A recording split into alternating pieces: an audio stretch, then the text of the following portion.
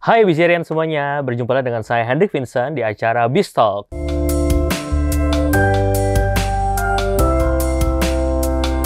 Nah, acara ini merupakan acara yang sangat spesial karena kita biasanya mengundang para pembicara yang terbaik di bidangnya untuk berbicara terkait bisnis dan investasi dan juga terkait berbagai macam industri. Nah, pada kesempatan ini spesial banget nih karena kita langsung kedatangan oleh dua maestro di dunia film. Nah, kalau di sini mungkin teman-teman udah banyak yang familiar. Ada Om Jeremy Thomas di sini dan juga Om Lukman Sardi. Sapa-sapa dulu teman-teman. Tentang kita rambutnya putih. Om, biasanya Mas gitu. Tiba-tiba jadinya Om ya. Oh iya, spesial nih. Panggil Om Mas aja kali ya, atau Mas? Iya dong. Mas Jangan aja ya, mentang-mentang siap. rambutnya putih gitu jadi Om. Oke. Siap Mas Lukman dan Mas Jeremy. Jadi kesempatan hari ini kita pengen ngobrol-ngobrol sebenarnya dan mungkin teman-teman juga udah lama ngefans gitu ya sama Mas Jeremy sama Mas Lukman juga di berbagai macam filmnya ataupun karya-karyanya gitu kan. Dan mungkin juga banyak juga generasi-generasi terbaru yang pengen menunggu-nunggu lagi nih, apalagi nih gebrakan-gebrakan yang dilakukan oleh Mas Lukman dan juga Mas Jeremy. Nah, mungkin untuk teman-teman yang baru pertama kali nonton, kita bisa kenalan dulu secara overview. Mungkin udah kenal orangnya tapi belum tahu rekam jejak secara detail nih. Om Jeremy, Om lagi. Mas Jeremy sama Mas Lukman. Mungkin dari siapa dulu nih, Mas Lukman dulu. Sebelah kanan dulu. Oh, iya. Siap. Gimana?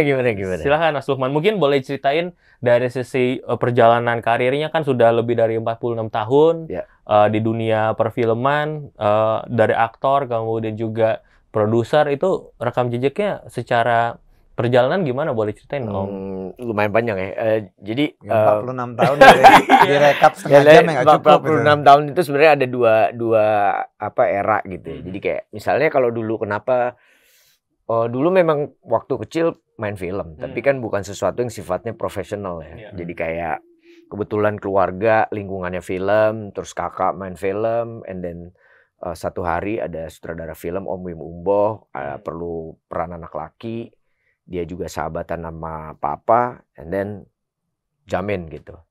Walaupun memang nggak cuma satu film itu, ada sekitar 8 film. Cuman in the way, abis itu kita ngalamin yang namanya film Indonesia mati suri lah di tahun 90-an. Film Indonesia mati suri, of course aku juga nggak yang lanjutin itu, nggak pernah kepikiran juga untuk main film lagi. Sampai di era tahun akhir 90-an masuk ke tahun 2000-an, di mana film Indonesia mulai menggeliat lagi. Di situ mulai kita lihat ada film Jalangkung, ada Apa Dengan Cinta, Petualangan Sherina. Ya udah, nggak disengaja juga akhirnya dari Miles Film, Mas Riri, Mbak Mira mau bikin film Gi, and then nggak tahu kenapa tiba-tiba dia minta aku casting, padahal nggak kepikiran untuk jadi aktor. Gitu. And casting, cuman ya udah ikut-ikutan aja, ya dapet syukur, nggak dapet ya udah gitu kan. Ternyata dapet. Dari situ sebenarnya proses itu lebih serius menekuni bidang keaktoran gitu, karena akhirnya ternyata menyadari bahwa memang passionnya di situ. Ya berlanjut sampai sekarang, and then punya pengalaman baru kerja di satu perusahaan, jadi di bidang media juga, and then pernah jadi produser juga, sempat nyutradarain juga, and then terus berlanjut sampai sekarang.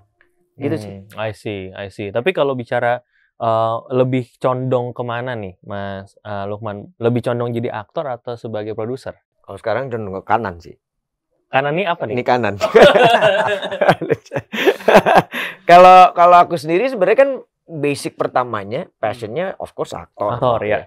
Kalau aku ditanya cenderung kemana, pasti itu hal yang paling besar adalah aktor. Cuman kan di dunia film itu kita, nanti Mas Jeremy juga bisa cerita lah, bahwa kita karena punya passion yang gede, of course kita pengen belajar berproses di yang lainnya yang ada di dunia film itu sendiri.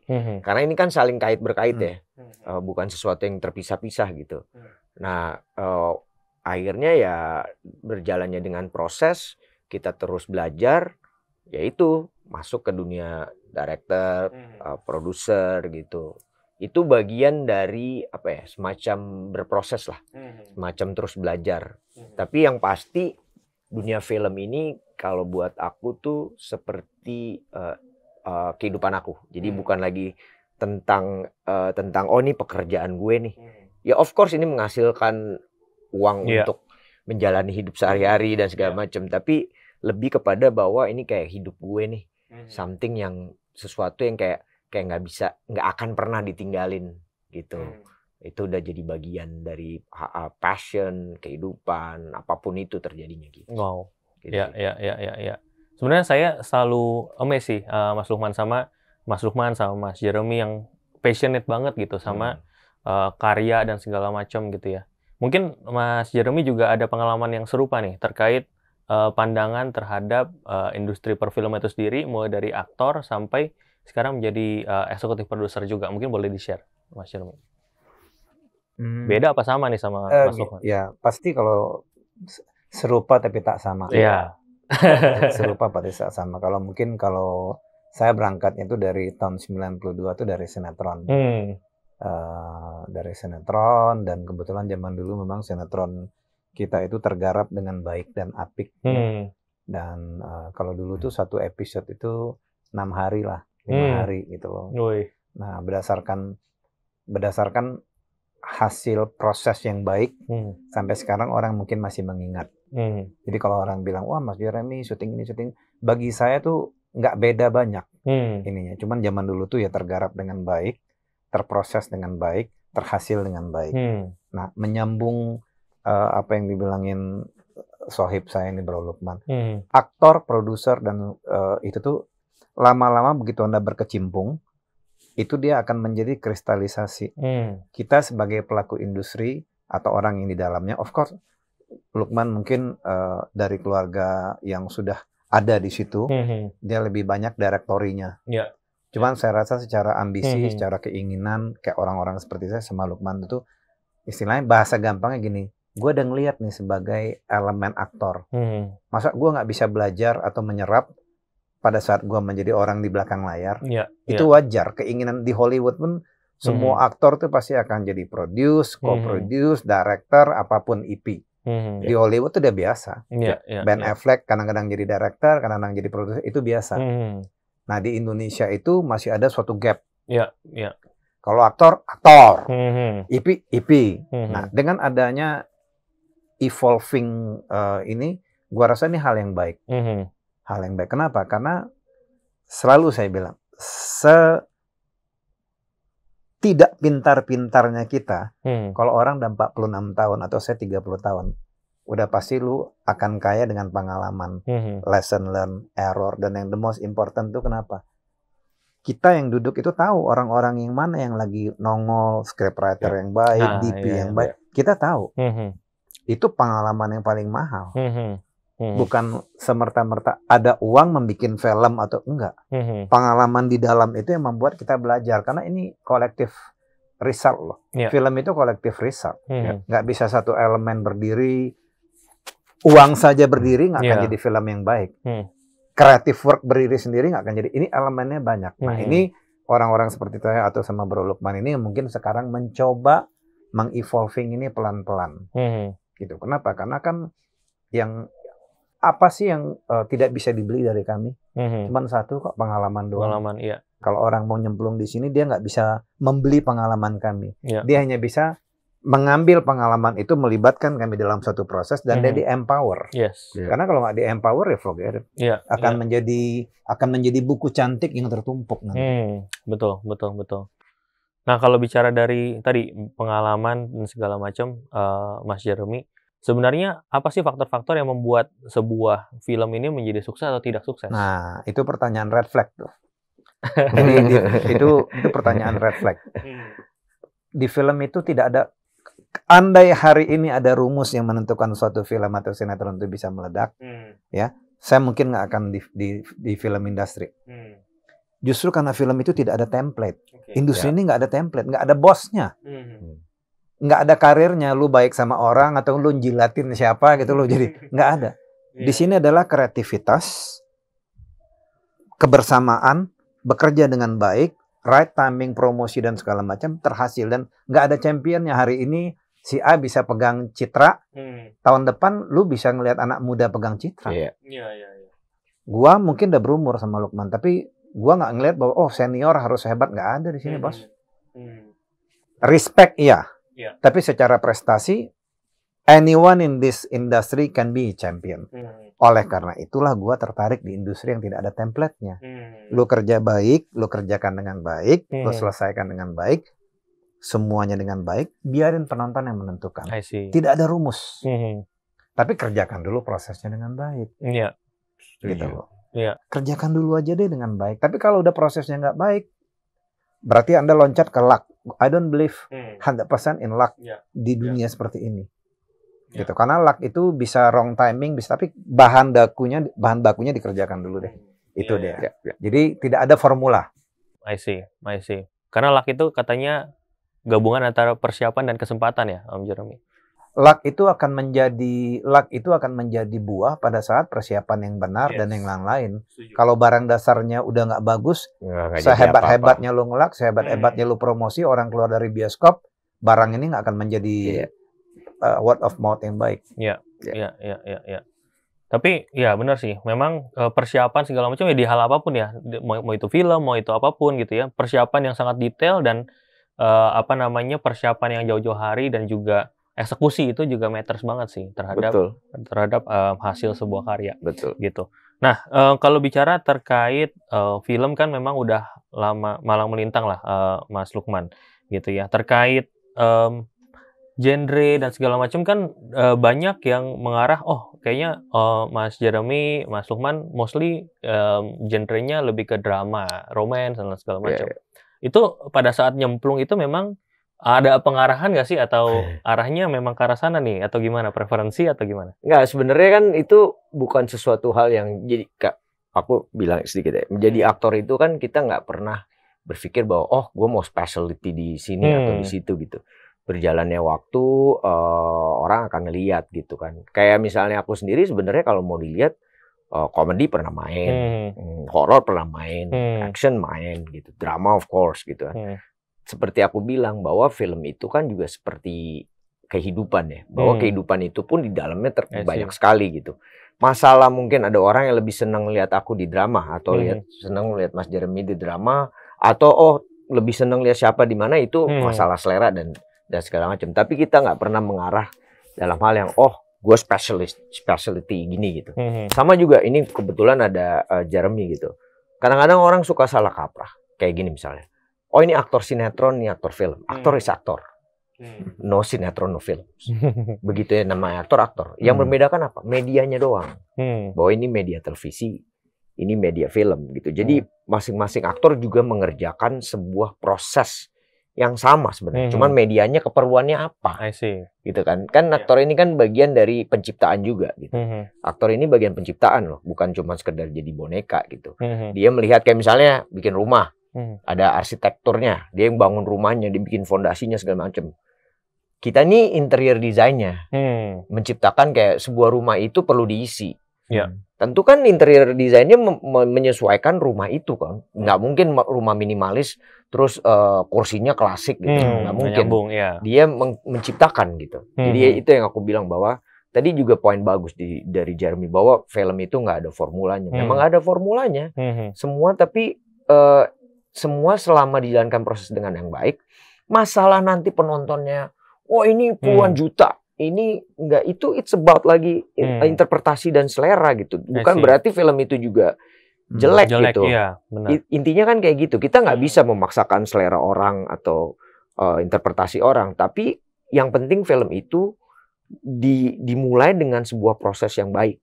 Nggak yang asal-asalan gitu. Misalnya sebuah film, oke nih, syuting aja kayak gini doang, skripnya nggak di develop dengan baik gitu kan, semuanya nggak dilakukan dengan baik gitu. Itu yang akan menjadi film itu bisa dianggap tidak berkualitas kalau menurut aku. Tapi selama proses, mana ada sih filmmaker yang mau sengaja mau bikin filmnya jadi jelek? Iya, benar sih. Nggak ada. Semua pasti niatnya pengen jadi bagus. Cuma balik lagi kan, ada masalah selera, interpretasi dan segala macam, momen gitu kan. momentum, bisa tiba-tiba memang secara genre kita horor itu luar biasa karena itu termasuk dalam culture-nya masyarakat Indonesia. Tapi horor pun juga masyarakat kita pinter. Dia nggak akan lihat horor yang akhirnya kontennya juga nggak bagus. Iya, cuma nggak semua juga berarti genre horor itu penontonnya banyak gitu. Yes. Ya it's depend lagi bagaimana kita ngelihat film itu sendiri gitu. Oke, Mas Lukman. Jadi kalau kita berbicara terkait genre segala macam, pasti kan selera masing-masing dan lain sebagainya. Nah, tapi kalau kita bicara untuk project nih, kan kita saat ini juga sedang kolaborasi bersama Mas Lukman dan juga Mas Jeremy untuk 3 film bersama dengan Adia Pictures, bersama dengan Bishare juga. Nah, sebenarnya apa sih yang dilihat dari ketiga film ini? Mulai dari Romeo Ingkar Janji, Tulang Belulang, dan juga The Hole. Kenapa ini dipaketin jadi satu dan kenapa ini menjadi film yang patut kita tunggu-tunggu nih? Oke, ada 3 genre kalau kita ngomong, ya udah tadi genre itu selera, tapi ada 3 genre yang sebagian besar penonton Indonesia tuh suka. Satu yang tadi horor, 2 drama romance, drama keluarga, 3 komedi. Ini 3 genre yang cukup animonya cukup besar untuk penonton-penonton film di Indonesia. Kenapa? Karena ini juga tadi berdasarkan geografi dan segala macam, culture-nya kita tuh ada di dalam situ tuh. I see. Ya kan? Kalau kita ngomong keluarga deh, orang kita tuh kan sifatnya begitu ya. Sehingga film-film yang seperti itu relate dengan masalah keluarga atau apa akan jadi buat mereka tertarik. Horror of course dengan mistisnya. Komedi ya of course lah bagian dari hiburan, kita mencari hiburan yang tentunya ada unsur komedinya, bisa ketawa-ketawa dan segala macam. Tapi perhatiin juga deh, komedi pun di Indonesia itu rata-rata komedi yang sangat relate dengan keluarga. Ya kan? Nah, dengan adanya 3 film ini menurut aku ini pas banget gitu dengan yang tadi aku omongin tadi.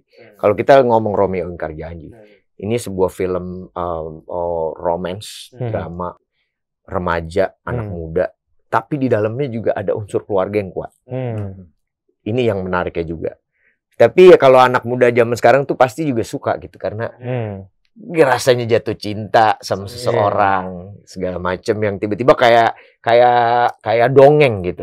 Itu sesuatu hal yang menarik. 2 Tulang Belulang Tulang. Ini komedi tapi unsur keluarganya kuat banget dan culture-nya juga kuat banget. Iya, culture-nya. Sangat dekat gitu. Walaupun misalnya dari sudut pandang orang Sumatera Utara, tapi sebenarnya relate kemana-mana gitu. Yang satu lagi, of course, horor. The Hole. Ini juga genre yang sangat digemari oleh masyarakat Indonesia. Jadi menurut aku, 3 ini sebuah cerita yang sangat kuat. Yang apalagi kalau kita bisa ngobrolin tentang tadi investasi dan segala macam tentang di film. Kan menarik ya. Orang kadang-kadang juga bingung. Ada punya passion di film, tapi gue cara investasinya gimana? Terus film-film seperti apa aja yang dipilih ya?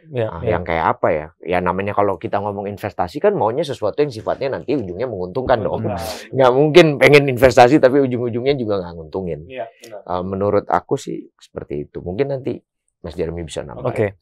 Nah, mungkin terkait tadi, mungkin langsung ke Romeo Ingkar Janji dulu nih, karena tadi udah sebutin gitu ya. Jadi mungkin boleh di spill sedikit tapi mungkin jangan spoiler nih Mas Jeremy gitu ya. Karena nggak susah nih kalau spill tapi nggak spoiler gitu ya. Untuk bagaimana Romeo Ingkar Janji ini mungkin bisa lebih ke dari ceritanya, kemudian sampai ke pemilihan cast-nya, kemudian apa yang kira-kira akan menjadi ditunggu-tunggu oleh masyarakat dan menjadi film yang berbeda dari yang lain.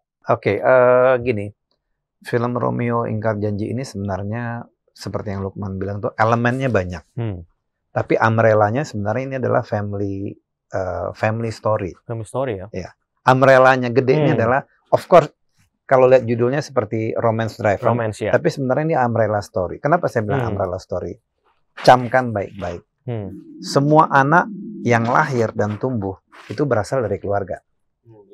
Ingat dulu nih. Produk cintanya itu, ya, suka atau tidak suka itu akan bermuara dari situasi keluarganya. Oke? Itu dulu dicamkan ya. Jadi tidak ada orang bercinta tanpa ada suatu background. Nah, ada 2 keluarga yang mempunyai background yang berbeda. 2 keluarga ini saya ingin memberikan tontonan kepada masyarakat bahwa dalam situasi keluarga apapun, masing-masing keluarga itu mempunyai story yang berbeda. Tidak ada yang sama. Karena saya orang yang paling anti jika orang mulai menggeneralisasi suatu masalah. Lu gini ya, lu gini ya, lu gini. Tunggu dulu. Everybody have their own secret and their own story in their home. Hasilnya seperti apa ada di film ini.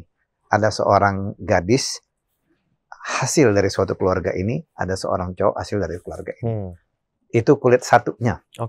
Kulit duanya ceritain setelah mereka keluar dari rumahnya bertemu di suatu tempat, ada yang namanya destiny atau takdir. Yang lu tidak bisa lawan deh.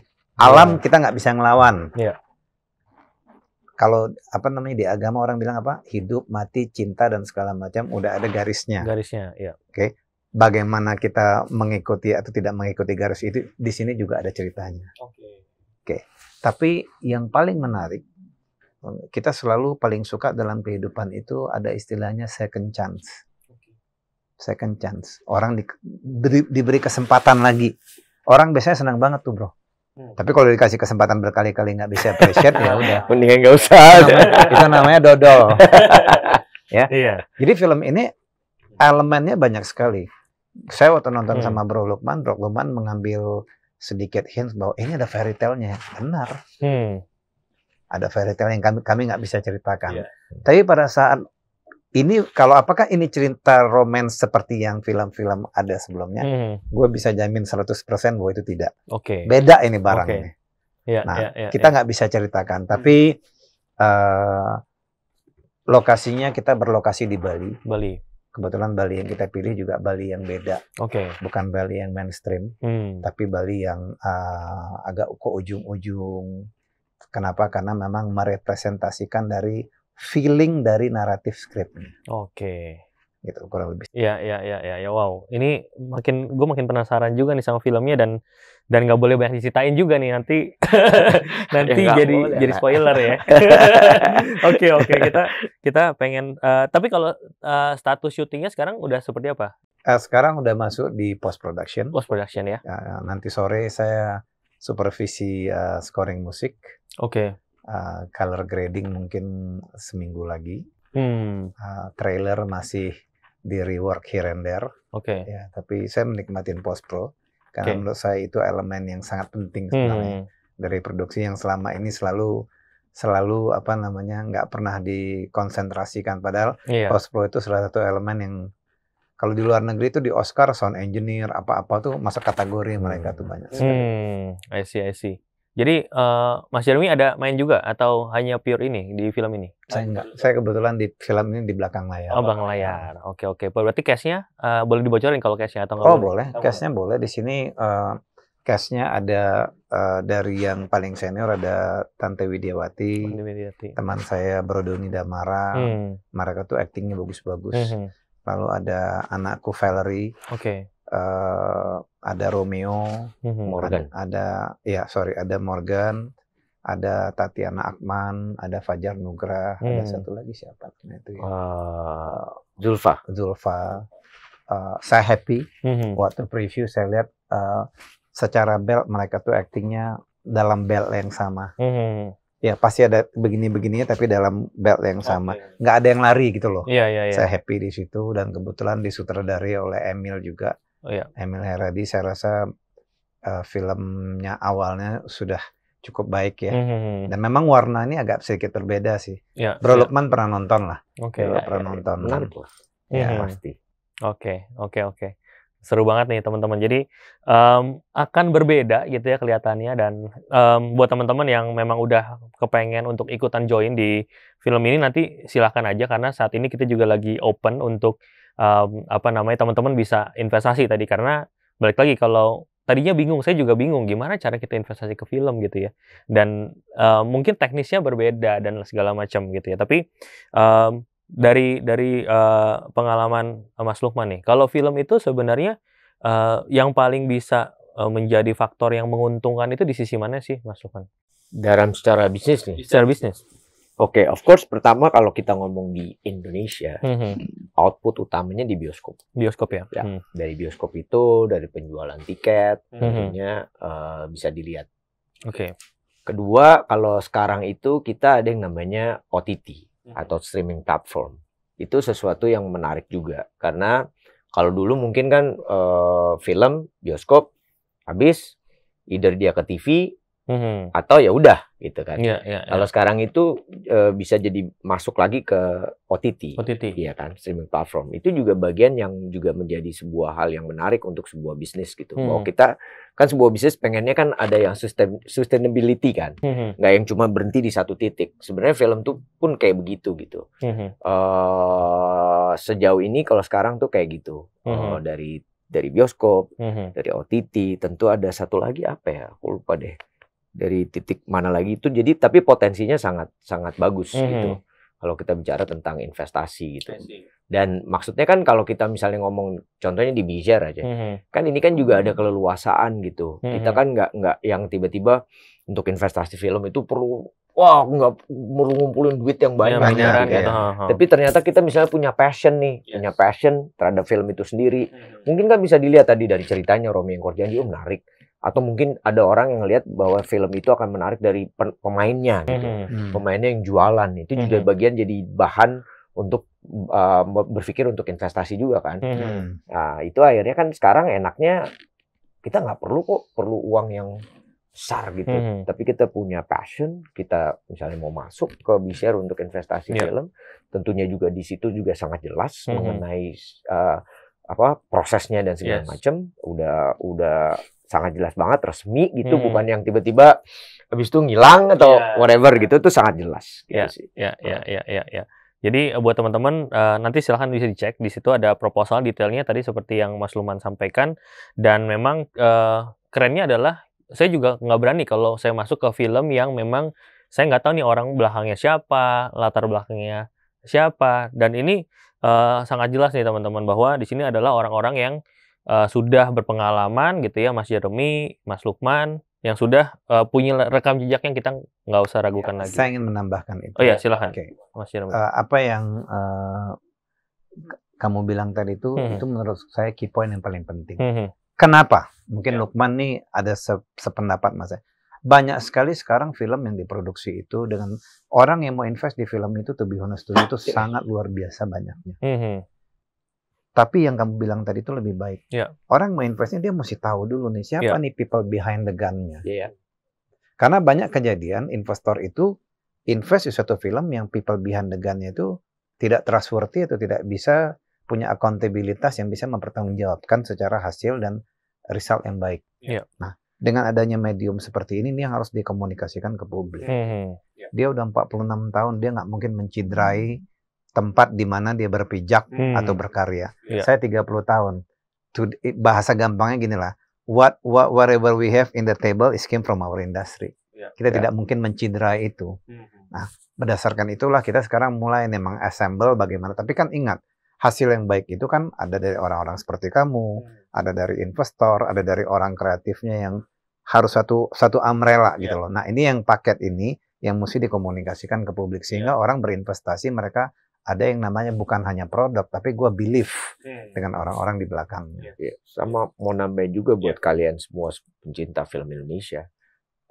Kalian harus tahu bahwa kalian tuh bagian dari industri ini juga. Bukan terpisah filmmaker dan penonton gitu. Ini jadi bagian yang jadi satu gitu. Filmmaker buat film tentu perlu penonton. Penonton untuk mendapatkan konten-konten yang baik tentu perlu orang-orang yang membuatnya. Nah, jadi yang kadang-kadang orang suka salah bahwa ini penonton bagian lain nih. Justru penonton itu juga bagian dari industri film. Dia yang membawa juga film itu mengarah kemana, dan kemajuan film itu sendiri juga ditentukan dari para penontonnya. Iya, betul. Iya. Jadi sebenarnya teman-teman di sini, saya juga mengajak nih teman-teman gitu ya, ketika teman-teman menjadi investor ataupun menjadi pemilik daripada film, misalnya jadi produser juga gitu ya. Ini kita jadi punya peran juga nih teman-teman untuk bisa tadi ikut memasarkan filmnya dan partisipasi untuk turut menonton dan mengajak teman-teman untuk semuanya ikutan nonton. Gitu. Per podcast ini kita udah ada 100-an investor yang invest di film ini, dan ini satu gebrakan baru juga gitu ya. Ada ratusan orang yang berbondong-bondong untuk ikut menjadi pemilik daripada sebuah proyek film gitu ya. Nah, ini bukan cuma satu tapi 3. Nah, ini yang menjadi penting. Tapi mungkin teman-teman juga penasaran gitu. Sebenarnya kunci sukses daripada film selain daripada pemilihan genre, pemilihan cast gitu ya, orang di belakang layar, ya tentu juga adalah pemasaran film itu sendiri. Nah, mungkin dari Mas Lukman itu mungkin ditambahin sama Mas Jeremy. Sebenarnya pemasaran film yang bagus dan dari pengalaman itu yang bisa meledak itu yang seperti apa sih? Ini yang tadi aku bilang juga, menyambung tadi di awal Jeremy, bahwa sebuah film itu nggak ada template gitu. Termasuk dalam sisi marketing dan promosi. Jadi setiap film itu menurut aku punya nyawanya masing-masing. Memang kita punya hal yang basic gitu. Kalau kita ngomong marketing dasar, kita mempromosikan sesuatu tuh kayak gimana. Tapi sebuah karya itu atau sebuah film itu, dia punya nyawanya sendiri yang harus benar-benar dikelola, dikulik, sehingga target untuk marketingnya tuh pas gitu. Nggak yang terus nyasar kemana-mana gitu. Ini yang menurut aku akan berhasil. Bagaimana dari awal kita sudah mengkonsepkan konsep promosinya dan marketing berdasarkan nyawa dari film itu sendiri. Gitu. Dan juga target marketnya jelas gitu. Kita juga merasa gini loh. Kan kayak tadi bilang, film tuh ada selera, ada genre atau apa. Kan tentunya sebenarnya target marketnya udah jelas nih. Misalnya untuk anak muda, berarti poinnya kemana nih? Atau film yang, oh ini kita nyasarnya ke komunitas dulu. Dari komunitas baru bisa jalan naik. Nah itu yang tadi aku bilang, kita harus peka gitu. Kita harus juga terus ngulik gitu. Supaya bagaimana mempromosikan film ini baik dan tepat sasaran. Bisa aja promosinya gila-gilaan. Tapi akhirnya ujung-ujungnya nggak tepat sasaran juga. Terlalu melebar gitu. Nggak targeted gitu. Kan di sini bisa dilihat juga sangat jelas. Romeo itu kayak apa tadi? Keluarga. Of course, sasarannya keluarga. Of course, sasarannya berarti anak muda, ya kan? Bagaimana anak muda itu juga menjadi peran penting di dalam film Indonesia, gitu kan? Itu juga penting. Nah, kan kalau kita ngomong sekarang, sebagian besar penonton film Indonesia itu anak muda. Iya, persentasenya tuh gedean memang anak muda. Jadi memang mereka punya peran penting dalam film Indonesia. Tentunya juga akhirnya perlu banyak konten-konten untuk mereka, gitu kan? Nah, gitu kan? Makanya target-target itu kita harus jelas dalam sebuah. Saya sama sebenarnya kayak bisnis juga kan. Kita memasarkan sesuatu, misalnya contoh handphone aja. Ada handphone yang kelasnya ini, kelasnya ini, kelasnya ini. Kenapa sih dia buat gitu? Karena yang kelas ini dia levelnya untuk dari B ke C gitu kan. Yang ini ke A. Tapi kan marketingnya tentu berbeda kan. Nggak mungkin marketing handphone yang kelas A sama dengan marketing yang handphone yang di CD gitu. Nggak nyambung jadinya. Gitu. Sama juga dengan film. Seperti itu sebenarnya, kayak gitu sih. Iya. Mungkin Mas Jeremy mau nambahin? Tadi apa ininya? Yang terkait strategi marketing yang sebenarnya bagus untuk film kan mungkin berbeda dengan industri lain gitu ya. Untuk cara pemasaran dan bisa menjadi booming itu seperti apa sih sebenarnya? Oke, saya mau pick up highlightnya sedikit. Mungkin tadi kalau kalian nggak tuh, saya sama Lukman itu udah menjabarkan. Cuman gini. Pertama kita ngomong mengenai passionate dulu deh. Ya, kita mau memarketingkan apapun, tapi film itu kan adalah bagian dari soul sebenarnya itu, bagian dari nyawa. Oke. Kita tarik sedikit ke belakang dikit ya. Bagaimana kita memarketingkan barang yang baik? Pertama, barang yang baik itu barang yang harus punya spirit, passionate, soul-nya yang baik dulu deh. Dikerjakan dengan baik dan segala macam. Marketing ini kan merupakan lini terakhir atau lini shoulder terakhir nih dari suatu produk. Pada saat ininya sudah ada, saya percaya kok barang ini dikasih ke tempatnya yang benar itu akan dimakan dengan orang gitu loh. Saya nggak percaya barang yang dikompres atau diprematurkan seolah-olah barang itu hebat dan segala macam, tapi pada saat dimarketingkan, karena penonton Indonesia mereka nggak stupid. Penonton Indonesia itu sudah berbagai macam film mereka nonton. Tapi pada saat kita mengambil satu bagian penting yang menyentuh hatinya, itu mereka sendiri yang akan bercerita. Nah, mungkin saya lebih ke sana gitu loh. Kalau teori marketing, praktek marketing segala macam ya semua orang juga bisa menurut saya. Tapi menurut saya dikomunikasikan dulu apa sih spiritualitas film tersebut, kayak Lukman bilang. Anak muda pengen datang. Dia ingin mengambil dari 2 jam film itu, dia mengambil 5 poin aja di kepalanya. Gila nih, mirip gua nih. Gila, mirip bapak gua nih, mirip mak gua. Itu dia masukin, dia ceritain ke kawannya, gila loh, gini. Itu yang penting. Jadi viral marketing tadi tuh, mulutnya kuat banget. Iya. Gitu. Karena kan orang pulang dari bioskop itu harus menyimpan. Kita nonton film Hollywood misalnya, minimum kita ngelihat gila ya, teknologinya keren banget ya. Mobil bisa dari bulan jatuh ke bumi nggak pecah ya, kan teknologi. Tapi kan orang enjoy. Gitu loh. Nah, kita lihat, oh si ini banyak clue kata-kata ya, karena di Romeo ini banyak sekali kata-kata yang pas mengena hati seseorang. Gitu loh. I see. Jadi benar-benar kita nanti memang harus benar-benar detail dan harus mengikuti uniqueness daripada setiap film itu gitu ya. Uniqueness film itu, ya itu yang mesti diartikulasikan ke marketing. Marketing yang mesti menyampaikan ke komunitas dan masyarakat gitu. Jadi film tuh nggak bisa dilihat satu paket utuh habis itu jual judul atau apa, tapi ambil soul-nya lah gitu. That's why tadi aku bilang punya nyawanya masing-masing. Rohnya Gitu masing-masing. Itu yang diambil, ditarik, dimasukin ke tools marketing. Marketing itu kan tools, sosmed kan tools itu. Itu yang mesti dikomunikasikan. Jadi nggak bisa menganalisa film itu nonton sekali 2 kali habis itu langsung bikin proposal deck di marketing kan, nggak bisa. Benar. Sampai kita komunikasiin ke komunitas ataupun orang yang tepat juga. Nah, oke, kalau kita bicara tadi marketing segala macam, dari pengalaman dari Mas Jeremy mungkin sama Mas Lukman itu ada nggak sih success story yang mungkin bisa di-share gitu ya dari mungkin film-film sebelumnya gitu ya? Pasti ada yang berhasil sama yang gagal. Nah, mungkin teman-teman juga pernah biar ada gambaran nih. Oh, kalau invest tuh memang ada potensi berhasil sama gagal. Nah, mungkin dari historical boleh diceritain pengalaman-pengalaman sebelumnya. Saya nggak akan cerita judul. Oke. Karena bagi saya itu unethical. Tapi saya pernah sebagai pemain. Gini lah. Mungkin Lukman juga tahu nih jawabannya. Waktu kita sebagai aktor membaca skenario, itu udah checklist pertama. Kita tahu bahwa skenario itu tergarap dengan baik apa tidak. Oke? Setelah itu kita datang lihat siapa pihak handegannya. Ngobrol, dari situ bisa ketahuan. Checklist kedua. Pengalaman saya biasanya yang sudah tidak bernyawa dari awal ini, biasanya itu tidak akan sukses. Biasanya ya, statistik saya nih, saya nggak sebutin. Biasanya itu nggak akan terlalu jalan di pasar. Kenapa? Karena barang ini nggak disayang dari awal. Pengalaman saya, barang yang disayang dari awal, ditekuni dengan baik, dinyawai dengan baik, biasanya itu sukses. Udah, gue nggak bisa sebutin judul karena unethical, tapi itu masih ada. Nah, itu yang tidak boleh. Makanya kembali kita bilang berulang-ulang, formulanya tidak ada, tapi kerjakan dulu dengan baik, bos. Gitu. Checklist-checklistnya tadi ada sebenarnya, secara detailnya. Ya, mungkin Mas Lukman mau namanya. Ya, kayak tadi Jeremy bilang bahwa skrip itu kan jadi fondasi ya. How come jadi bagus kalau fondasinya sendiri nggak kuat gitu.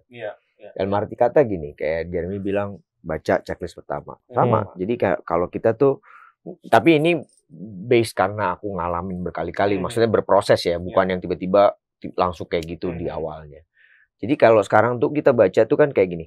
Cerita itu kan kayak apa ya? Ya itu tadi refleks life kan. Sebenarnya ngomongin tentang kehidupan. Mau film superhero pun aja ngomongnya tentang kehidupan, tentang keluarga, tentang relationship. Kita ngomong yang film baru sekarang yang udah jadi banyak tuh sampai 10. Intinya film itu apa? Keluarga gitu kan. Tapi film itu action gitu, cuma dibalut dengan action. Nah, kalau aku tuh gitu. Kita baca skrip. Nggak mau nerusin aja. Buat aku tuh udah sesuatu. Berarti ada something yang nggak jalan, nggak interested gitu kan. Balik lagi bagaimana juga orang-orang yang di dalamnya cukup serius gitu, serius dalam mengerjakan ini, passion, dan dia punya apa ya? Kayak gini loh, bukan punya story yang kalau buat aku tuh yang sesuatu yang sangat relate sama masyarakat itu biasanya jalan. Gitu, bukan yang kayak ngawang-ngawang jauh di mana-mana gitu. Karena balik lagi masyarakat tuh datang nonton ke film itu kayak tadi Jeremy bilang, pengen ada yang dibawa, oh ini bapak gua nih, ini keluarga gua nih, kayak gini, sesuatu yang nyangkut sama mereka gitu, sehingga itu jadi hal yang bisa biar mereka cerita, mereka punya pengalaman, bahkan bisa jadi inspirasi buat mereka, ternyata mereka lagi ngalamin masalah yang sama gitu kan. Ya aku nggak selalu film aku juga sukses gitu. Ada beberapa film, tapi biasanya udah punya feeling dari awal gitu. Feelingnya dalam arti katanya bisa jadi sebuah skrip itu bagus. Tapi siapa di belakangnya ini juga jadi penting. Bagaimana proses direkturnya, bagaimana proses pemain yang lainnya. Pemain yang lain gitu, misalnya kita dalam satu produksi ya. Kalau kita nggak punya chemistry itu juga sulit. Chemistry dalam arti kata bukan berarti terkonek gitu aja, tapi kita tuh paham masing-masing karakter sehingga itu terbentuk yang akhirnya mengalir gitu, sangat mengalir, dan kita saling support each other gitu. Kita tahu bagaimana karakter ini berjalan. Nah, balik lagi tadi masalah tentang kesuksesan sebuah film, ya balik lagi ujung-ujungnya bagaimana film itu dipromosikan, dimarketingkan gitu. Tetap itu produk itu kan harus dipromosikan, dimarketingkan dan segala macam. Ya sulit juga, tapi kadang-kadang juga jujur kayak ada yang tiba-tiba kita ngerasa bahwa ini bakalan sukses nih. Tapi ternyata enggak gitu. Tapi bukan berarti film itu jelek gitu. Ya kan? Ternyata film itu punya jalannya sendiri gitu, dari sisi yang mana gitu kan. That's the point gitu. Oke. Jadi memang kalau saya mendengar ini mungkin jam terbang itu menjadi penting sih teman-teman gitu ya. Jadi kalau lihat skrip langsung tahu ini ini jadi potensi sukses. Nah itu sebenarnya pengalaman itu. Betul. Sama juga kayak misalnya teman-teman yang mau misalnya tiba-tiba tertarik invest film, bukannya teman-teman pasti nggak baca skripnya, tapi dari inti cerita, dari premis gitu. Misalnya teman-teman, oh ini ceritanya begini. Terus berasa feeling, oh kok kayaknya nyangkut ya, ini ada story yang menarik tentang hal-hal yang gue lihat nih, atau apa gitu, atau gimana. Itu bisa jadi sesuatu hal yang buat kita tertarik kan. Kayak misalnya juga di bisnis kan juga kayak gitu. Kayak ada semacam tarikan-tarikan kimia ya. Kalau itu nggak bisa dibilang. Cuman kan kayak misalnya ngomong Romeo Ingkar Janji, gitu. Tadi aku bilang, oh ini film yang kayak ngomongin tentang keluarga, latar belakang keluarga, terus ada drama percintaan, terus pemain-pemainnya misalnya ada yang bilang, oh ini Morgan udah jaminan gini-gini, atau sutradaranya, ya itu bisa jadi patokan juga. Gitu. Jadi itu salah satu cara nih teman-teman untuk menentukan pilihan investasi juga, terutama di film tadi langsung di-share sama Mas Lukman Sardi. Nah mungkin karena kita juga sedang dalam proses untuk fundraising nih gitu ya. Jadi teman-teman di sini juga akan mendapatkan berbagai macam benefit juga. Salah satunya nanti ketemu langsung dengan cash-nya dan segala macam di gala premier gitu kan. Nah mungkin ini jadi satu hal yang menarik gitu karena investor ini di sini bukan cuma menjadi investor biasa aja gitu, tapi punya attachment tadi ya Mas Lukman ya, yang bisa kita dapatkan juga, punya personal touch juga dengan berbagai orang di belakangnya juga. Nanti kita akan ketemu langsung dengan teman-teman investor semua. Nah, tapi kalau kita bicara dari sisi pemilihan tadi udah, kemudian juga cash-nya udah gitu kan. Sebenarnya ini mungkin sekaligus juga menjadi patokan buat teman-teman. Apa aja sih sebenarnya yang menjadi saran dari seorang Lukman Sardi dan juga seorang Jeremy Thomas ketika untuk orang yang baru, oh saya belum pernah invest di film gitu ya. Kemudian saya mau masuk gitu. Apa sih pesan-pesan ataupun pengalaman yang bisa di-share kepada teman-teman yang baru pertama kali mau masuk ke industri film sekaligus menjadi closing statement dari acara kita pada kesempatan hari ini. Mungkin silakan Mas Lukman Sardi. Passion sih, tadi seperti Jeremy bilang, passion. Kalau memang passionnya kuat gitu. Kita sama kan juga kalau kita mau berinvestasi sesuatu misalnya. Let's say misalnya yang sesimpel F&B. Aku suka banget sama kopi. Punya passion terhadap kopi. Akhirnya investnya ke situ. Oh, gitu kan. Ya itu kan juga jadi satu yang menarik. Nggak pernah diundang, aku nanti bro yang berikutnya. Voucher gitu kan. Jadi sesuatu yang kita merasa punya passion. Karena dari passion itu tentu kalau kita punya passion kita ngerjainnya tuh enak gitu, atau kita bisa berpikirnya tuh nggak yang oh ini apalagi gitu. Jadi startnya dari situ. Dari passion tentunya kita melihat bahwa ada keuntungan di balik ini gitu. Bukan yang akhirnya cuma buang-buang duit gitu. Kita tentu harus lihat detail. Oke, kalau gue investasi, keuntungan apa nanti yang bisa gue dapat?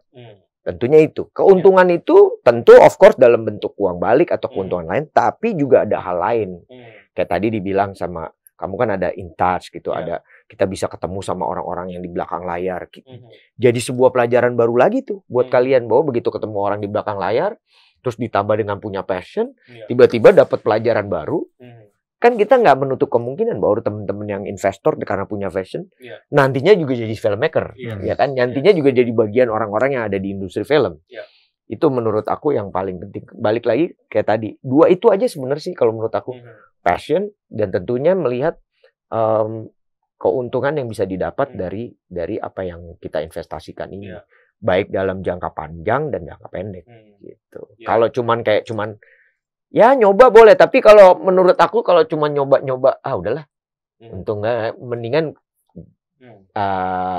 jangan. Dan kalau menurut aku kayak tadi aku bilang bahwa kita nggak perlu kok harus yang tiba-tiba merasa bahwa nggak bisa nih, gue nggak punya duit banyak gitu. Ini sangat terbuka banget buat semua gitu, dan hitungannya sangat jelas gitu. Gitu aja sih. Betul. Jadi keuntungannya, benefit selain bukan cuma dengan uang gitu ya, tapi dengan pengalaman dan prosesnya itu juga menjadi penting tadi ya. Iya, dan jadi tahu gitu gimana juga proses sebuah film itu berjalan kayak apa. Nah, nanti kita nggak tahu kan, ada yang dari teman-teman investor tiba-tiba jadi eksekutif produser, jadi produser, tapi bisa jadi belajar dari sini juga. Gitu. Iya, benar. Nah, kalau dari Mas Jeremy nih, apa nih pesan-pesan buat teman-teman dan mungkin sekaligus menjadi closing statement yang paling berharga buat teman-teman? Sebenarnya sudah di-recap sama Lukman, cuman saya sedikit highlight lah. Kan judulnya investasi. Yes. Nah, kebetulan saya lihat investasi kalian ini benefitnya tuh uang yang diinvest, tapi benefitnya tuh varian benefitnya tuh banyak sekali. Bukan hanya di return, tapi juga di opportunity untuk bertemu dengan orang-orang di belakang layarnya. Karena itu yang mahal sebenarnya itunya. Ya, kalau investasi mau balik uang tuh instrumennya banyak sekali di Indonesia. Tapi orang yang invest di film pasti mereka punya passionate kayak Lukman bilang tadi. Dia udah selesai tuh satu tahap. Tahap keduanya dia ketemu lagi dengan orang-orang yang dia admire. Ya dia bisa masuk sebagai shareholder dari pemilik dari film itu. Kita pun akan respect dan menghargai mereka. Saya rasa ini beli satu dapat banyak kali ya. Invest satu dapat banyak gitu. Nah, ini mungkin yang harus dipikirkan, bagaimana mengkomunikasikan ini kepada mereka. Bukan hanya invest film dong berapa duit, tapi bukan, tapi banyak akses atau pintu yang kebuka lebar buat mereka. Nah, ini yang sangat tidak ada nilainya. Mungkin investasi nilainya gue nggak tahu 1 juta atau 5 juta atau 10 juta, tapi investasi network yang mereka dapat automatically mereka on board di situ. Iya, keren banget ya. Teman-teman buat yang mau memulai langkah pertama untuk start, ya just start gitu ya. Apalagi kalau teman-teman tadi punya passion dan benar-benar pengen juga dapat network dan masuk ke dalam ekosistemnya gitu ya, ekosistem di dunia perfilman. Nah, mungkin terakhir dari masing-masing mungkin boleh sampaikan ajakan nih buat teman-teman untuk bergabung juga nih di project film kita yang sedang di listing bersama dengan Adia Pictures dan Bishare. Silahkan mungkin dari Om Lukman duluan. Oke, teman-teman semua, mungkin tadi udah juga dengar kita lagi ngobrolin tentang ada sebuah 3 project film bersama Adia Pictures dan Bishare yang kita pengen teman-teman di sana yang punya passion ikut terlibat. Bukan dalam arti kata cuma sekedar sebagai investor yang menaruh uang, tapi bagaimana juga teman-teman turut juga memajukan industri film ini. Kalau teman-teman kan pasti begitu mencintai film Indonesia, pasti akan juga terus serta dan punya networking tadi dibilang. Jadi menurut kita ini kesempatan yang luar biasa.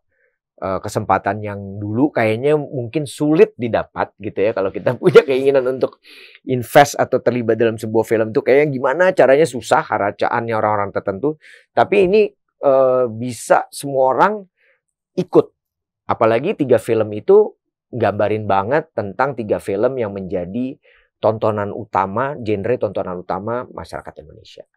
Jadi segera aja lihat dan lakukan.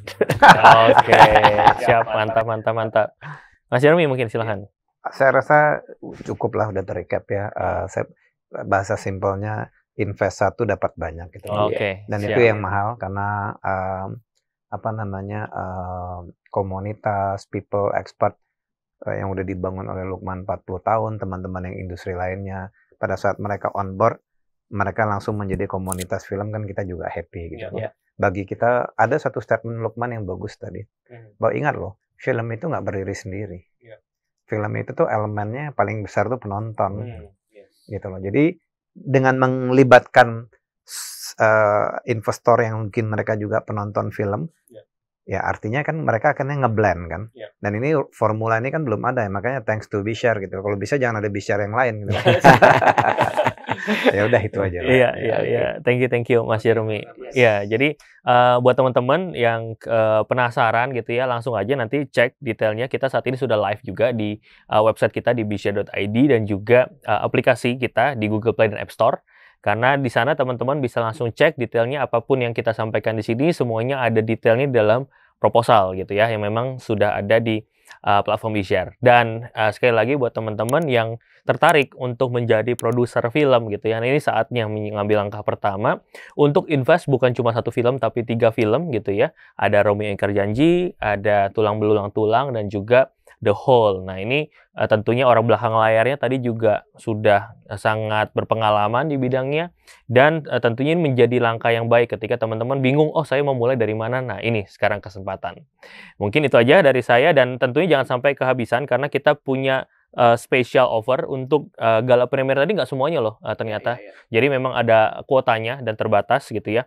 Nanti bisa cek ketentuannya, dan juga masih ada dapat tiket nonton gratis juga dari partnership dengan Bishar dan Kemenparekraf, karena acara ini juga didukung langsung juga oleh Kemenparekraf. Jadi kita saling kolaborasi lah antar ekosistem gitu. Oke, mungkin itu aja dari saya. Thank you banget Mas Jeremy. Thank you. Sama-sama. Thank you Mas Lukman. Oke, see you in the next video. Bye-bye. Bye.